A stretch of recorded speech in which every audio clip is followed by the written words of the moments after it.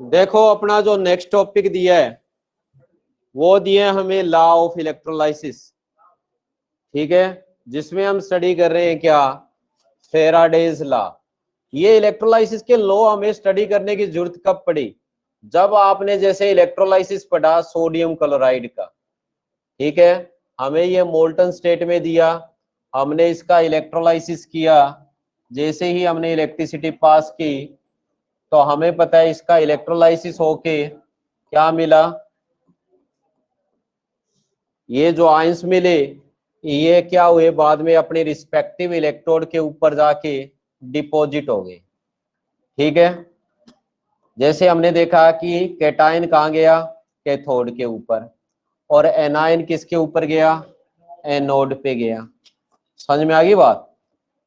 तो ये कितने निकलेंगे, ठीक है, कितना सोडियम निकलेगा कैथोड पे, कितनी क्लोरीन रिलीज हो रही है एनोड पे, ठीक है। तो उसी को ही मतलब मेजरमेंट के लिए हम किसने किया था, ये फेराडेज ने किया था। तो उसी के बेस पे अपने लॉ दिए जिसको हम फेराडेज लॉ ऑफ इलेक्ट्रोलाइसिस बोलते हैं। समझ में आ गई बात, ठीक है। तो इस लॉ के अकॉर्डिंग अगर हम देखें तो सबसे पहले हमें दिया है Faraday's first law, Faraday's first law of electrolysis, ठीक है। फेराडेज फर्स्ट लॉ क्या बोलता है, क्या बताता है, ये कह रहा है कि जब भी हम आप इलेक्ट्रोलाइसिस करते हो तो जितनी अमाउंट में कोई भी जो सब्सटेंस किसी भी इलेक्ट्रोड पे डिपॉजिट हो रहा है वो किसके डायरेक्टली प्रोपोर्शनल होगा, जितनी क्वांटिटी में उससे इलेक्ट्रिसिटी पास की जा रही है, ठीक है। उसी को क्या बोलेंगे, Faraday's first law of electrolysis. तो वो क्या कहता है कि amount of a substance, amount of a substance liberated at any electrode, किसी भी इलेक्ट्रोड के ऊपर वो लिबरेट हो रहा है, is directly proportional to the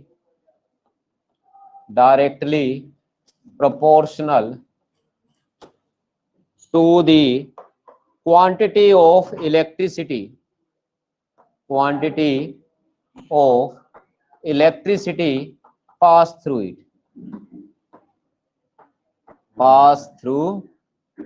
it, ठीक है। इसी को ही क्या कहते हैं, Faraday's first law of electrolysis बोलते हैं। समझ में आ गई बात।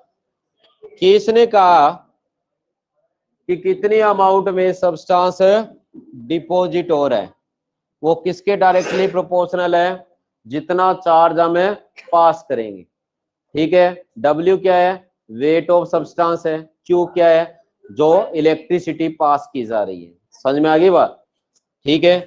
तो इस प्रोपोर्शनलिटी को हटाएंगे तो यहाँ पे प्रोपोर्शनलिटी कांस्टेंट लगता है क्या, Z, ठीक है, जिसको बोलते हैं इलेक्ट्रोकेमिकल इक्विवेलेंट। क्या बोलेंगे, केमिकल इक्विवेलेंट। ये क्या है, W क्या है, अमाउंट ऑफ सब्सटेंस, क्या है ये, अमाउंट ऑफ सब्सटेंस जो डिपॉजिट हो रही है।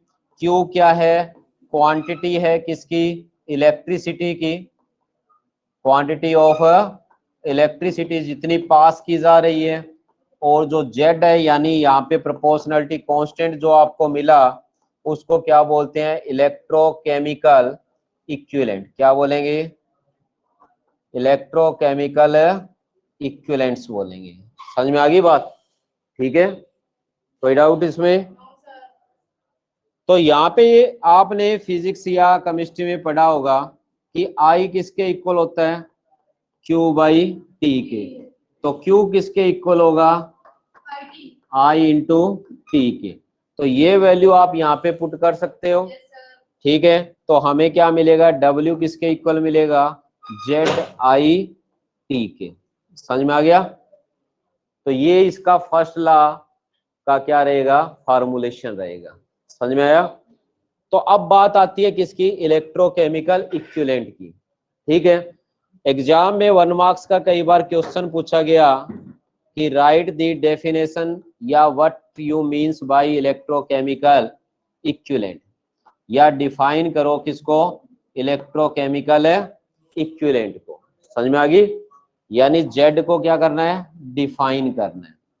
तो इसने कहा कि अगर हम क्या लें, आई इक्वल टू करंट जो आपको दिया है वो हमने ले लिया कितना, 1 एम्पियर ले लिया, और टाइम की जगह आपने क्या ले लिया, 1 सेकंड ले लिया। ठीक है, तो जो W है ये हमें किसके इक्वल मिलेगा, जेड। समझ में आ गई बात? ठीक है, तो यहीं से हम क्या है, डेफिनेशन लिखेंगे। कैसे कि electrochemical equivalent is defined as amount of substance deposit when 1 ampere current pass for 1 second। समझ में आ गई बात? कर लोगे डेफिनेशन? ठीक है, तो ये डेफिनेशन के लिए आप को ये सारी पीडीएफ मिली हुई है। ठीक है, यहां से आप डेफिनेशन करना।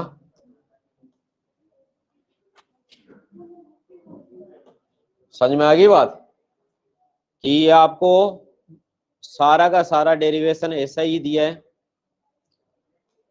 कि इलेक्ट्रोकेमिकल इक्विवेलेंट क्या होगा कि amount of substance deposit when 1 ampere current pass for 1 second. समझ में आ गई? कोई डाउट? हो जाएगी ना डेफिनेशन?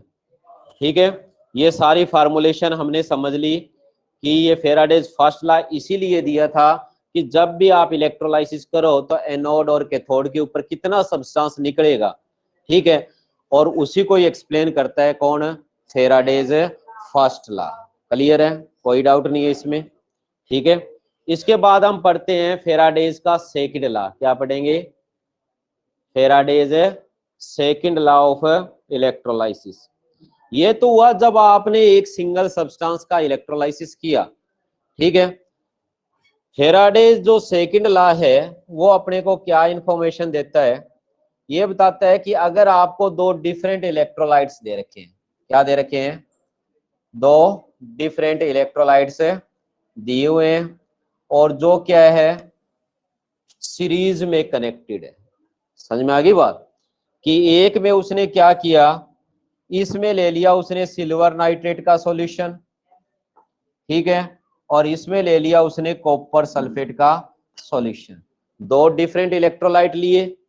ठीक है, और उनके अंदर उसने क्या रखी, एनोड और कैथोड रखी। समझ में आ गया? क्या रखा उसने, ये एनोड, ठीक है, और दूसरे में उसने क्या लगाई, एनोड ही लगेगी ना दोनों में। ठीक है, एनोड हमेशा हम लेफ्ट साइड ही लगाते हैं। और दूसरा इसने कहा अपने को क्या दे रखी है, ये कैथोड दी हुई है।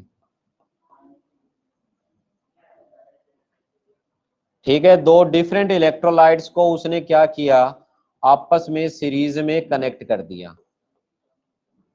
ठीक है, ये गिवन है अपने पास।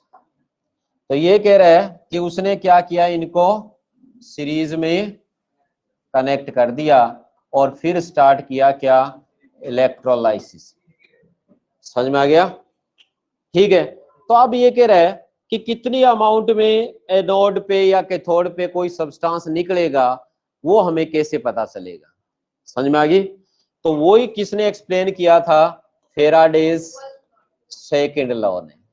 ठीक है, तो फेराडेज सेकंड लॉ है वो क्या कहता है कि जब सेम अमाउंट के अंदर आप इलेक्ट्रिसिटी पास कर रहे हो, क्या कर रहे हो, सेम अमाउंट में आप क्या कर रहे हो, इलेक्ट्रिसिटी पास कर रहे हो, जब दो सॉल्यूशन दो डिफरेंट इलेक्ट्रोलाइट के जो क्या है सीरीज के अंदर है कनेक्टेड है, तो जो अमाउंट सब्सटेंस की एनोड या कैथोड पे निकलेगी वो किसके डायरेक्टली प्रोपोर्शनल होगी, उनके इक्विवेलेंट वेट के। समझ में आ गया?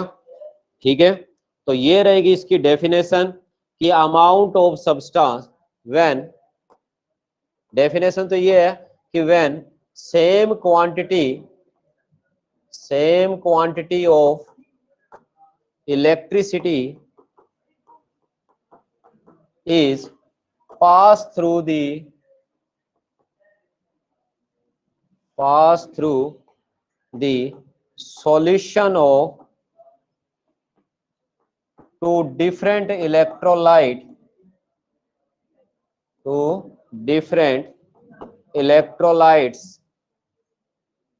connected in series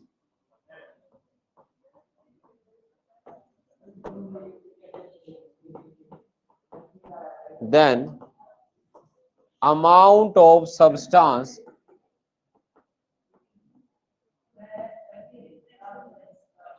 liberated at an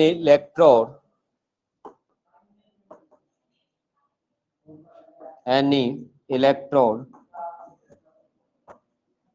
is directly proportional to their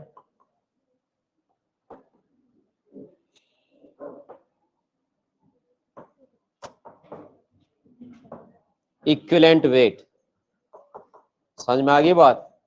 तो दोनों के दोनों ये लो है ना बहुत ज्यादा इंपॉर्टेंट है। हाँ?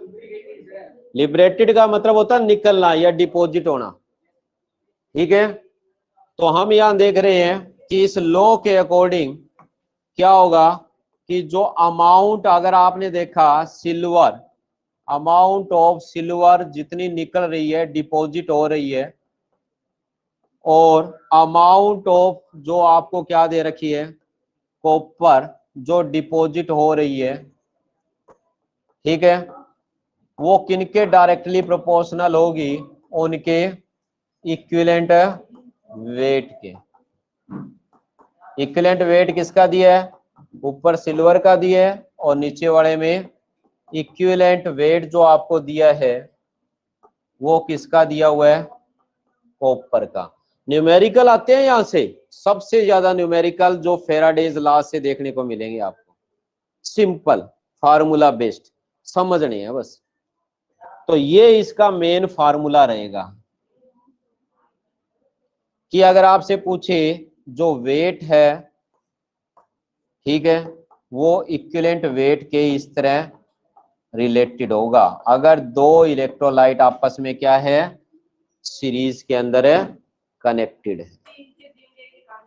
समझ में आ गया? निकल जाएगा। अगर इसको हम फार्मूलेट करके चले, जो आपने फेराडेज लॉ पढ़ा था ना अभी, फेराडेज लॉ में क्या पढ़ा था कि वेट किसके इक्वल होता है? जेड इंटू क्यू के। समझ में आ गया? तो फेराडेज सेकंड लॉ जो है वो इलेक्ट्रिसिटी को बताता है किसके अंदर? फेराडेज के अंदर। किस में बताएगा? फेराडेज। या हम कहेंगे जैसे आप F या 1 फेराडे लेते हो। समझ में आ गई बात? ठीक है, तो यहाँ पे आप जब इसकी बात करोगे तो वेट की जगह क्या उठाओगे? इक्विवेलेंट वेट, जेड का जेड रह गया, और यहाँ इलेक्ट्रिसिटी में आप क्या लिख दोगे? 1 फेराडे या सीधा फेराडे। समझ में आ गई बात? ठीक है, तो जेड अपने को किसके इक्वल मिल रहा है? यहाँ इक्विवेलेंट वेट बाई किसके इक्वल मिल रहा है? फेराडेज के। यानी 1 फेराडे हम एटलीस्ट लेके चलते हैं। ठीक है, समझ में आ गया? और 1 फेराडे आपने पढ़ा होगा किसके इक्वल होता है? 96,500 कूलाम के इक्वल। समझ में आ गई बात? ठीक है,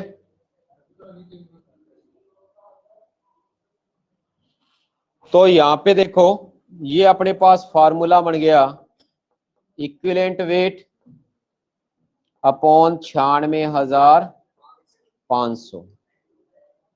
ठीक है, और अगर इसको आप देखो तो इसके लिए भी यही फार्मूला आप सेट कर सकते हो।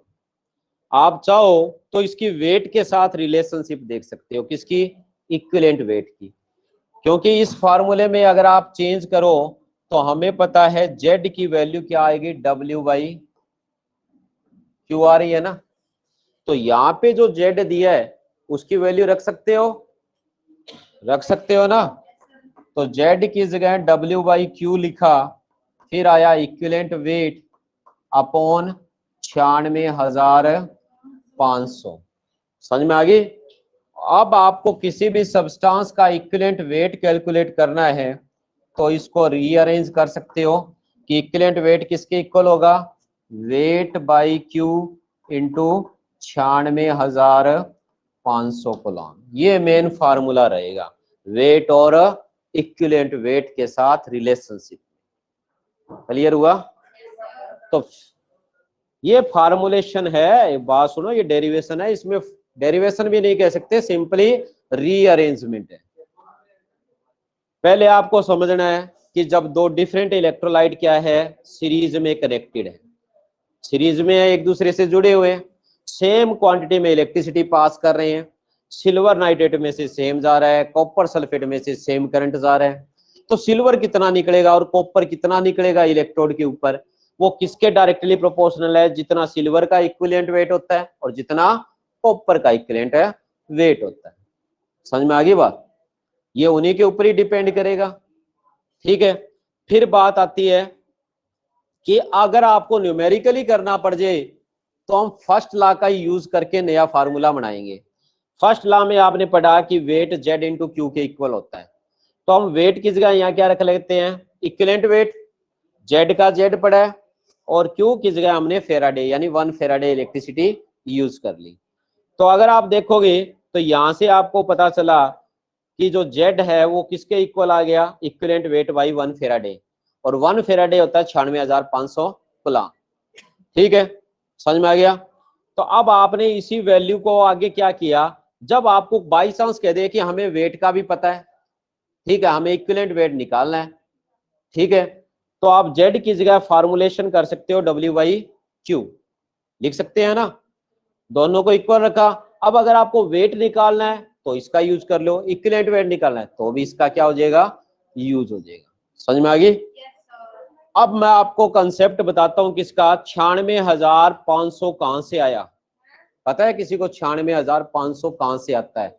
आपने फिजिक्स केमिस्ट्री सारा कुछ पढ़ा हुआ, सुना है फिजिक्स में 96,500 1 फेराडे, करंट इलेक्ट्रिसिटी चैप्टर में, चलो सुनोगे तो भी प्रॉब्लम नहीं होगी। ठीक है, अब देखो 96,500 का कंसेप्ट हम पढ़ते हैं 9th से ही, ठीक है, पर ये आया कहां से उसको समझते हैं कि आप क्यों 96,500, कौन सा ध्यान तेरा किधर है, बात सुनो, 96,500 का मैं कंसेप्ट बता रहा हूं, मैंने वो 2 बार रिवाइज करवाया, पहली बार ध्यान ना दिया तो दूसरी बार देना चाहिए तुम लोग। ठीक है, अब इसके अंदर देखो कि 96,500 का कंसेप्ट आता है यहां से, ये आपको क्या दिए, सोडियम आयन, मैं एक एग्जांपल लेके चल रहा हूं और कुछ नहीं लेके चल रहा, यहां से देखोगे कि 96,500 का कंसेप्ट कैसे आ रहा है। ठीक है, ये सोडियम है, हमें पता है जब इसका रिडक्शन होगा तो कितने इलेक्ट्रॉन लेगा,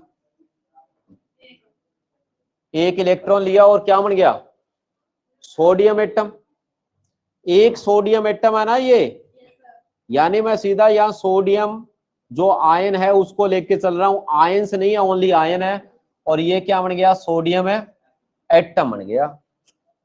समझ में आ गई बात? तो इसने एक इलेक्ट्रॉन लिया, उसका चार्ज कितना है, आपने पढ़ा होगा इलेक्ट्रॉन पे चार्ज कितना होता है,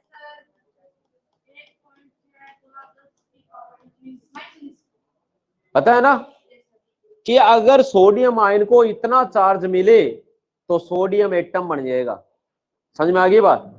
किसको, एक अकेले सोडियम एटम को निकालने के लिए कितना चार्ज चाहिए, इतना ही चाहिए, 1.6 इंटू 10⁻⁻90। और अगर मैं यहाँ कह दूं 10 सोडियम आयन है, कितने हैं, तो कितने इलेक्ट्रॉन लेगा, ये लेगा ना, तो यहाँ पे क्या मिलेंगे, 10 सोडियम एटम मिलेंगे, मिलेंगे, कोई डाउट? तो चार्ज कितना लिया इसने, 1.67 को 10⁻⁻90 की बजाय क्या आ जाएगा, इतना आ जाएगा ना, 10 मल्टीप्लाई करेंगे, कंफ्यूज हो रहे हो तो ये कर लो भाई, इंटू 10 कर लो, चार्ज है उसका 10 गुना हो जाएगा। समझ में आ गई बात?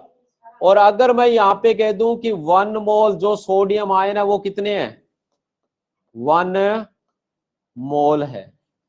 ठीक है, तो वो कितने इलेक्ट्रॉन लेगा? 1 मोल इलेक्ट्रॉन लेगा। 1 मोल सोडियम होगा तो कितने लेगा? 1 मोल इलेक्ट्रॉन लेगा। और 1 मोल लेगा तो 1 मोल ही क्या निकलेंगे? समझ में आ गई बात? ठीक है, कोई डाउट?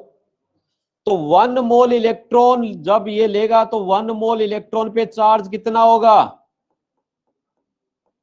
1 मोल में कितना होता है? भूल गए? पढ़ा है ना, 6.022 इंटू 10⁻23।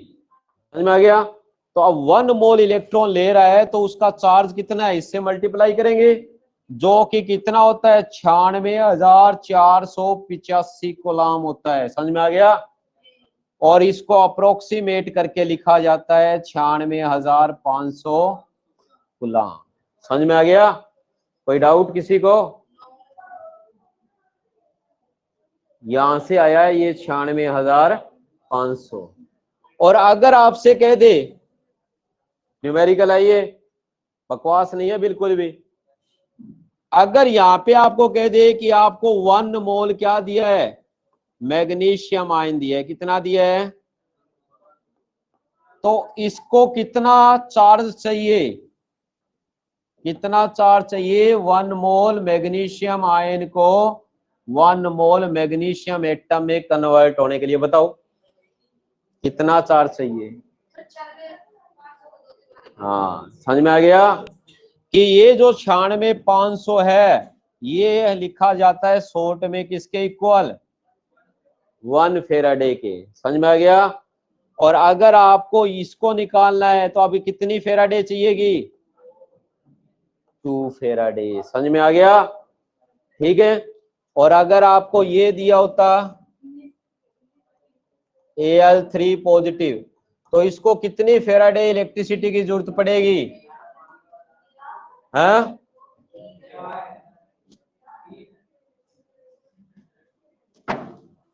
3 फेराडे की। समझ में आ गया? कोई डाउट? चलो ये बताओ इसके लिए कितनी फेराडे की जरूरत पड़ेगी?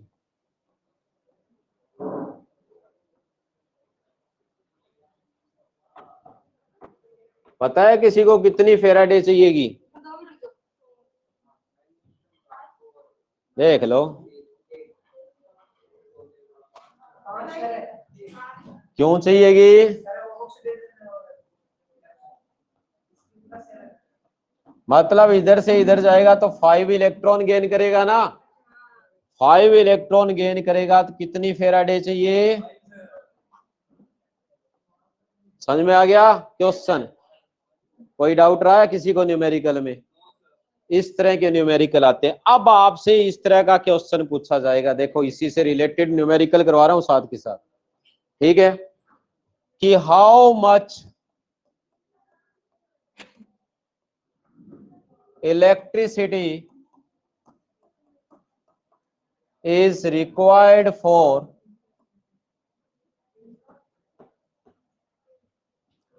the deposition of 20 gram calcium by the electrolysis of calcium chloride? बता दोगे?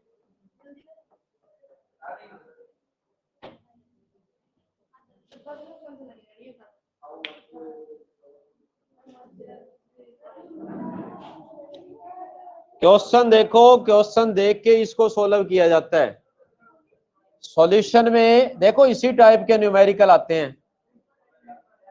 आया हुआ है क्वेश्चन, हरियाणा बोर्ड में इस तरह के क्वेश्चन आते हैं कि आपको दिया है कैल्शियम क्लोराइड, आप उसका करो इलेक्ट्रोलाइसिस। क्या करोगे?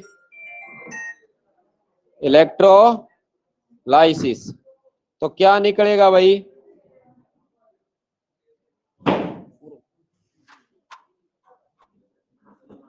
कैल्शियम आयन +2 क्लोराइड आयन ये रिलीज होंगे। हमें क्या पूछा है? कैल्शियम।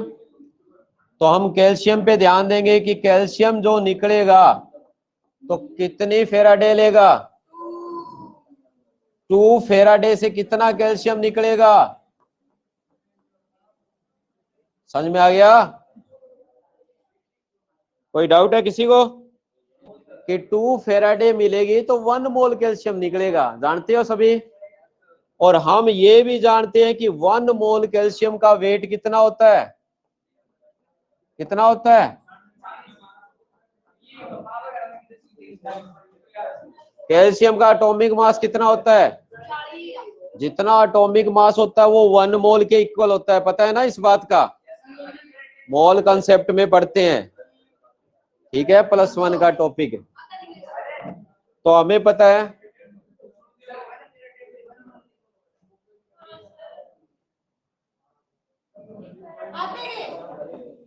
2 फेराडे इलेक्ट्रिसिटी दोगे ना तो 1 मोल कैल्शियम निकलेगा। हाँ तो वही तो मैं कह रहा हूं ना, यानी जब 1 मोल कैल्शियम दोगे तो यानी 1 मोल कैल्शियम के लिए 2 फेराडे चाहिए, पर हमें 20 ग्राम निकालना है ना, ठीक है। तो 1 मोल में कितने ग्राम होते हैं, हैं? 40 ग्राम होते हैं। तो हमें पता है 40 ग्राम के लिए कितनी इलेक्ट्रिसिटी चाहिए, 2 फेराडे। पता है ना कि 40 ग्राम कैल्शियम अगर डिपॉजिट होता है तो उसके लिए कितनी फेराडे चाहिए, 2 फेराडे। तो 1 के लिए 2/40 और 20 ग्राम कैल्शियम के लिए कितनी चाहिए, कितनी होगी? तो मतलब 1 फेराडे मीन्स 96,500 गुलाम इलेक्ट्रिसिटी की जरूरत पड़ेगी। समझ में आ गया? बस इसी तरह के ही क्वेश्चन पूछे जाते हैं।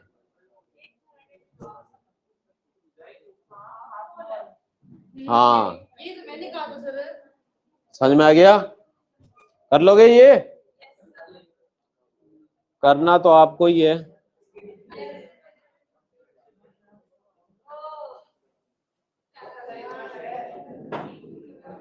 तो ये क्वेश्चन, यहां वाले ये क्वेश्चन आप प्रैक्टिस करके देखोगे, समझ में आ गई बात? जैसे ये क्वेश्चन यहाँ पे दिया है, ठीक है, ये आप ट्राई करोगे। यहां तक आपका रहेगा ट्यूसडे को टेस्ट, ठीक है। ये आपने प्रैक्टिस करना है, ये सारी पीडीएफ आपके पास है। आज हम इतना ही करेंगे।